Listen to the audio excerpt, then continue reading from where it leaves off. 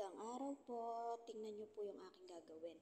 Sinimulan ko po yan sa pag-iihaw ng talong, paghihiwa ng mga sibuyas. Makikita niyo po ang isusunod ko po dyan ay ang paghihiwa naman ng kamatis. Yung kamatis po, favorite ko po yan. Kahit nung bata pa po ako, ginigisa ko po yan. Tapos ulam na po yun sa akin. And nandito po tayo ngayon sa ibang bansa. So, marami rin silang kamatis dito, kaya never talagang nawawala yung kamatis na yan para sa akin. Tapos, babalatan ko na po yung inihaw kong talong dyan.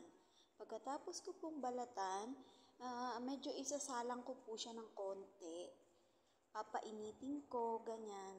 Kasi i-stack ko po siya sa ref dahil medyo matagal ko po yan kasi gagawin ko lang po yan pang hapunan. Ayan, finish na.